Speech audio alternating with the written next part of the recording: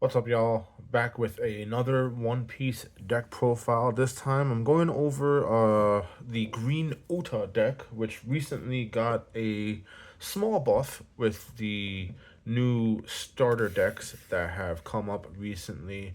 And I think Uta is getting a little overlooked. I mean, obviously, there are better decks in the game. But one of the things that I tend to think about with One Piece is that if you are a good pilot and your RNG is like mostly positive, a lot of different decks can win. And I think that Uta can be a pretty strong contender if someone puts enough time into that particular deck and figures out all the in and outs. I'm not saying that this is that deck, but this might be a good starting point to someone who may want to figure out and sort of bring Uta a step up from where the deck is currently in the 8.5 meta. So Uta's a green leader, and when you give her a Dawn and you attack, you can reveal one card from the top of your deck and add up to one film type card to your hand, and then you place the rest at the bottom of your deck. So that's a pretty good effect because you're able to always basically essentially draw a card by hitting a film character. And this deck is built around the film archetype with some pieces of tech in there. So that's Uta there.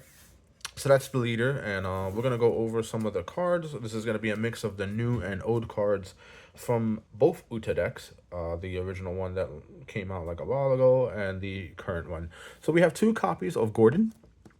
Gordon is a blocker, and when your opponent attacks, you may trash any number of music type cards from your hand, and your leader or one of your characters gains plus 1,000 power during this battle for every card trashed. So this is basically a way to build up. What you want to do is you're trying to build up your music cards in your hand, not really use them, and save them for, if your opponent decides to shotgun and go for game.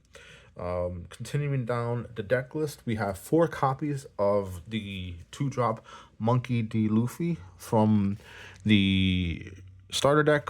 If you have a rested Uta, your this character gains plus 1,000 power. So if you've attacked with your Uta, this Luffy is gonna be 4K. You give it a Dawn, and it's a 2K, a 2 mana 5K attacker, or more if you want to give it more Dawn. So you got a lot of different ways to abuse this particular character. It's also a 2K counter, which does come up, and there's a lot of those in those decks, including the four copies of our 2 cost Tony Chopper. Chopper, when you put a Dawn on Chopper and he attacks, you rest up to one of your opponent's characters with a cost of two or less. So this is a way to rest like annoying blockers, cheap little one drops, gets little things out of the way. But for the most part, like this one, it's very situational. And you're trying to hold on to these cards because they are 2K counters. The main card that we're looking to attack with, to do things with, is the 3 drop Nami from set 2. This Nami has an effect that works when it's on play and when attacking. You pay one Dawn. You look at 3 cards from the top of your deck, reveal up to one film type card other than Nami, and add it to your hand, and then place the rest at the bottom of your deck. So again, it's almost like drawing a card, and then if you combine it with the leader effect, that's 2 film type characters that you're getting, when you have this, and then you attack with her, or you attack with this, and you put the Dawn on each of them. You're basically digging into your deck more to get more film characters and have more options to play at your opponent. One of the pieces of tech that we like to include in this deck, this is the 3 cost Raizo from set 1. And Raizo's effect, when attacking, once per turn, if you have 2 or more rested characters, you get to draw a card. So you can start kind of seeing the play lines here where, like, with your leader, this Nami, other battle cards, and this guy, like, you're basically plus threeing. You're getting +3 cards, like, every turn. And that's really strong. So again, just one of the ways where you kind of have to think outside the box to make a deck a little bit better. And this is one of those cards that does something like that. From the starter deck 11, which was the first Uta starter deck, we stick with the 4 copies of the 3 cost Uta that came in that deck.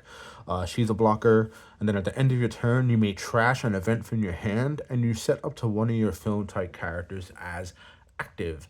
And that works with, herself. You can attack with her, and then trash an event, restand her. You have the blocker live for the next turn, and that comes in very handy when you're trying to push for aggressive damage and whatnot. We have the four cost Brook from set two on play. You play up to one film or Straw Hat character from your hand with a cost of three. I'm sorry, a cost of three or less from your hand. So you can summon Brook for four, play the Nami, do the on play effect. There's a lot of different things that you can do with the Brook. But basically, it summons an additional card from your hand. One card that was not in the structure decks, but was in a set. If you remember the film card that we got from the memorial booster set, we have the four cost Sanji. He's a 2K counter, so you can also keep it in hand for defensive purposes. But the main thing is when you give him a Don on your turn, this character gains plus 1,000 for every three of your rested Don cards. Excuse me. So, let's say you're on 6 or 8. That's basically a plus 2K power. So he's a 4 cost, 7K, 8K really with the Dawn on him. Really strong card. I think it's a staple for the Uta deck, and because it has the film trait and the Straw Hat trait, it's searchable by all the different ways that we can search for it, and it's summonable off of the Brook, and there's just I'm sorry, it's not summonable off the Brook because it's not three or less. Excuse me, incorrect. Disregard that. We don't want to cheat out here. But yeah, just you can search for it, film. You can search for it with leader, search for it, with Nami. There's just a lot of ways to get it. One of the new cards that we have, and I really like this card because this card like kind of really made the deck. This was the card that made me look at it and go, maybe there is something for Uta, and that's the 4 drop from the new starter deck. She's a blocker. She has to activate main once per turn. You trash a film type card from your hand, and you give up to one rested Dawn to your leader or one of your character cards. So that is an activate main. So if you have your leader who's ready to attack, she can give the leader a Dawn, which allows you to use the effect without having to spend the Dawn yourself. So really good card, and I think that was kind of what made me look at the deck and go, maybe there's something here. Since we're trying to be a little more aggressive, we do play the 7 cost Hody Jones. I think this is the green staple.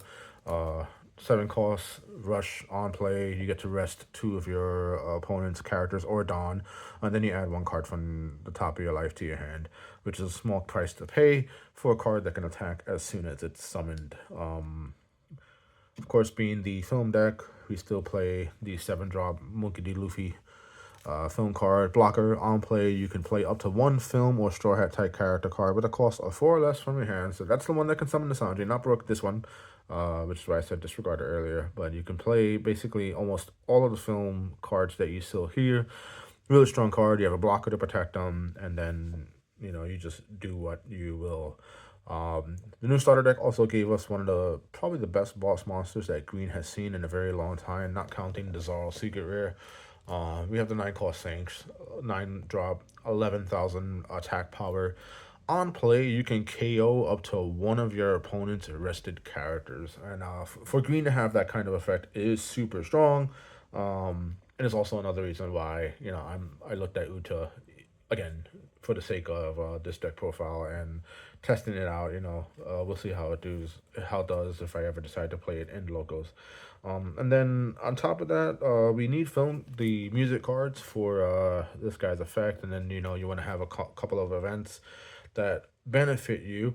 So the events that we have are 3 copies of I'm Invincible. Your main, if you pay 3, you set up to one of your Uta leaders as active. So you get to attack again with this leader, and if she has the Dawn on her, you get to have the effect again. So that's a +2. Really good. But for the most part, you are either trying to get it off the trigger, where one of your leader or character cards gets plus 1,000 for the entire turn, or it's used as a cost for the Gordon to defend and whatnot. So there's that. And then the other one that we use is 4 copies of New Genesis. New Genesis says is an activate main. If your leader is Uta, you look at the 3 cards from the top of your deck, you reveal up to 1 film card other than New Genesis, and add it to your hand, and then you place the rest of the bottom of your deck in the order, and set up to one of your Dawn cards as active. So it's basically free. which is good because you get to search a film character off of this, you get a film character off of this card, and then the Nami also searches for a film card. So there's massive ways to essentially keep drawing cards, keep seeing film cards, and you use them in all the different interactions with the deck. Again, like I said, this is not like I would put this as a rogue deck at best. Just because Nami is not. I mean Uta, sorry. Is probably one of the weakest of the new starters that we got here. But if you think outside the box and you look at the cards that can sort of work with the theme, even though they may not be on theme, there's a lot of potential with a lot of different decks in the One Piece card game. Yeah, so that's the Uta deck profile. For those who you are maybe curious as to whether or not this starter might be for you, hopefully this is a starting point where you might take a little different interest and a different look at a deck that probably won't be as popular as some of the other decks in the One Piece card game. Thanks for watching. If you like this one, give it a like. Comment below what you thought. Let me know if you want to see more One Piece deck profiles. We're gonna get it back into the Dragon Ball stuff, especially as Nats is right around the corner, and I'll show you some of the decks that I have in mind to play for the upcoming national championship in Dragon Ball Super Card Game Fusion World. Take care.